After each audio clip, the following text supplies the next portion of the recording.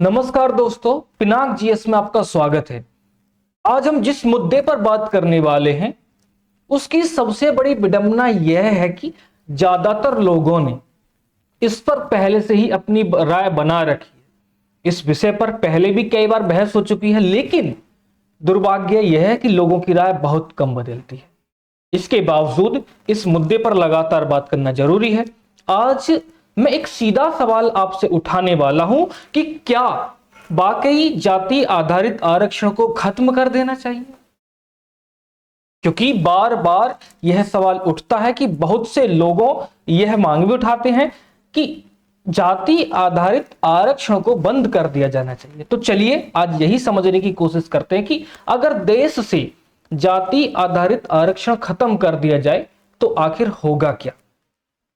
क्या सच में ऐसा करने से सब कुछ मेरिट के आधार पर बेहतर हो जाएगा, या फिर वे करोड़ों लोग जो सिस्टम में थोड़ी अपनी जगह बना पाए हैं दोबारा से पूरी तरह बाहर हो जाए? क्या उनका वंचन फिर से शुरू हो जाएगा? आमतौर पर आरक्षण पर होने वाली बातचीत को बार बार आर्थिक नजरिए से देखा जाता है। लोग इसे केवल इकोनॉमिक लेंस से समझने की कोशिश करते हैं, लेकिन सच्चाई यह है कि आरक्षण का सवाल आर्थिक बराबरी का सवाल नहीं है, और यह ना गरीबी उन्मूलन की योजना है और न केवल व्यक्ति की आमदनी आय बढ़ाने का तरीका है। दरअसल आरक्षण एक सोशल जस्टिस, सामाजिक न्याय का सवाल है। यह सवाल है उस गलती को सुधारने का जो ऐतिहासिक दृष्टि से दोहराई गई है, या मतलब कह सकते हैं जो ऐतिहासिक अन्याय है उसको सुधारने का सवाल है, और यह संस्थानों में विविधता सुनिश्चित करने का सवाल है। इसको इसी नजरिए से समझेंगे तभी इसको समझ पाएंगे। फिर भी हमें ऐसा क्यों लगता है कि बहुत से लोग आरक्षण को रास्ते की बाधा मानते हैं, या कुछ लोग यह मानकर चलते हैं कि आरक्षण कुछ जातियों को और वर्गों को दी जाने वाली खैरात है, कुछ चैरिटी है। लेकिन सच्चाई यह है कि आरक्षण को ऐतिहासिक और वर्तमान दोनों संदर्भ में देखें तो इसे हमें एक सोशल करेक्शन की तरह देखना होगा। इसे चैरिटी की तरह देखेंगे या खैरात की तरह देखेंगे तो इसकी असली जरूरत को समझ नहीं पाएंगे। अब जरा सोचिए, आरक्षण आज से शुरू नहीं हुआ है, यह देश की आजादी से भी शुरू नहीं हुआ है। जाति के आधार पर आरक्षण की शुरुआत हमें देखने को मिलती है 1921 से, 1921 के आसपास से। दरअसल देश आजाद भी नहीं था। जब देश आजाद हुआ और देश को संविधान की जरूरत पड़ी तो संविधान सभा का गठन किया गया, और संविधान सभा ने इस विषय पर लंबी बहस और चर्चा की, और इसी के बाद संविधान में अनुच्छेद 15 क्लॉज 4, आर्टिकल 15 क्लॉज 4 और आर्टिकल 16 क्लॉज 4 यह सुनिश्चित करता है कि जो वर्ग ऐतिहासिक रूप से पिछड़ गए हैं उन्हें आरक्षण दिया जा सकता है।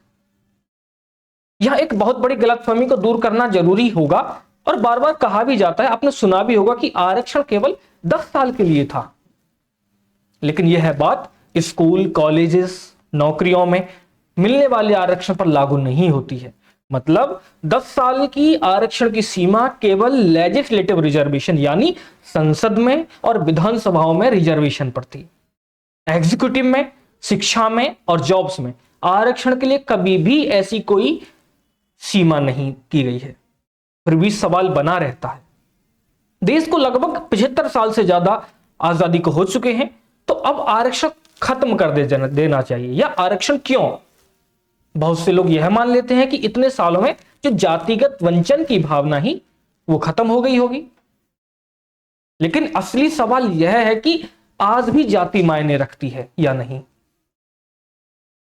अगर आप आय यानी आमदनी की बजाय जाति के नजरिए से देखें तो आपको समझ में आएगा कि आर्थिक वंचन की तुलना में आज भी जातिगत वंचन कहीं ज्यादा गहरा है। लेकिन बिना डेटा की कोई बात करने का मतलब नहीं होता, तो चलिए कुछ बेसिक फैक्ट की बात करते हैं जो ठोस होंगे और विश्वसनीय होंगे। क्या आप जानते हैं कि SC ST के जो छात्र हैं उनमें drop out rate upper caste की तुलना में 40% से भी ज्यादा होता है। इसका मतलब यह है कि या तो इन वर्गों के बच्चे स्कूल तक पहुंच ही नहीं पाते हैं, और अगर पहुंचते भी हैं तो उनमें से एक बड़ी संख्या बीच में ही अपनी पढ़ाई छोड़ देता है। अगर आप इसमें यह भी जोड़ लें कि इन बच्चों के माता पिता की पीढ़ी में साक्षरता की दर क्या रही होगी, तो यह तस्वीर और भी डरावनी हो जाती है। जहां माता पिता खुद पढ़े लिखे नहीं हैं, वहां बच्चे की पढ़ाई और सीखने की क्षमता डायरेक्ट इफेक्ट होती है, सीधे प्रभावित होती है। यह स्थिति सभी जातियों में समान नहीं है। यह डेटा है NSSO 2019 का, यानी कि ठोस और विश्वसनीय आंकड़ा है। अब आइए समझते हैं कि रोजगार में भी भेदभाव है क्या? नहीं। तो एक ही इंजीनियरिंग कॉलेज से पढ़े हुए लगभग समान क्षमता वाले छात्र जब प्राइवेट सेक्टर में नौकरी के लिए जाते हैं, तो ऊंची जाति के छात्रों को चुने जाने की संभावना ज्यादा होती है। इसका कारण बहुत सीधा सा है कि जो चयन कर रहा है और जो चयनित हो रहा है उसके बीच सामाजिक और जातिगत समानता अक्सर काम करती है। और प्राइवेट सेक्टर में तो आरक्षण भी नहीं है। सेम इसी प्रकार से अब बात करते हैं नौकरशाही की। देश 75 साल से ज्यादा आजादी को हो चुके हैं, लेकिन आरक्षण लागू है। लेकिन फिर भी भारत सरकार के DOPT 2023 के डेटा के अनुसार SC/ST वर्ग से आने वाले IAS अधिकारियों की संख्या केवल 8% है। कितना? केवल 8% है।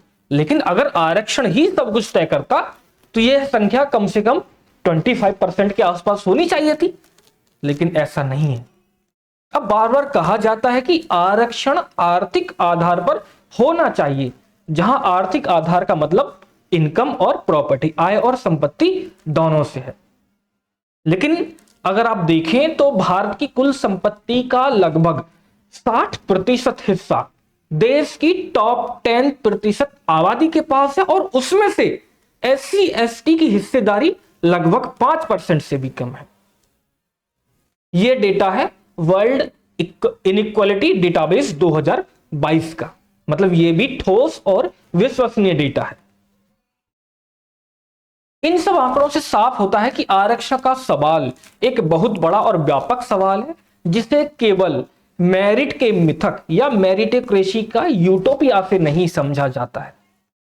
चलो अब यह भी समझ लेते हैं कि मेरिटोक्रेसी का मिथक या मेरिटोक्रेसी का यूटोपिया आखिर है क्या। तो अच्छे स्कूलों तक पहुंच, महंगी कोचिंग, अंग्रेजी माध्यम की पढ़ाई और परिवार के भीतर मौजूद तमाम सामाजिक सांस्कृतिक पूंजी, अगर इन्हीं आधारों पर मेरिट को परखा जाएगा तो स्वाभाविक है जिनके पास यह सब है उनमें मेरिट ज्यादा दिखाई देगी। लगातार अध्ययन भी बताते हैं कि मेरिट हमारी सोशल और कल्चरल कैपिटल से गहराई से जुड़ी हुई होती है, या और आसान शब्दों में कहूं तो जिसे हम मेरिट कहते हैं, उसमें अक्सर व्यक्ति की मेहनत से ज्यादा उसके जन्म से मिले विशेष अधिकार जो प्रिविलेज होते हैं। इन्हीं वजहों से बिना आरक्षण के भी प्रिविलेज्ड वर्ग नौकरियों, सत्ता और अवसरों में ज्यादा प्रतिनिधित्व पाता है, चाहे वो UPSC का एग्जाम हो या नीट का एग्जाम हो या JEE का एग्जाम हो या कोई और अन्य परीक्षा हो, क्योंकि कोचिंग, संसाधन और पूरा इकोसिस्टम सबको बराबर मात्रा में उपलब्ध नहीं है।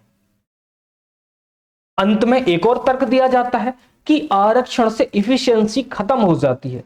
यह कहा जाता है कि कम नंबर पर आने वाला डॉक्टर या इंजीनियर अयोग्य होगा। लेकिन सवाल यह है कि पूरी ट्रेनिंग करने के बाद या पूरी पढ़ाई करने के बाद अगर कोई व्यक्ति अयोग्य रह जाता है तो असली समस्या व्यवस्था की होगी या फिर व्यक्ति की?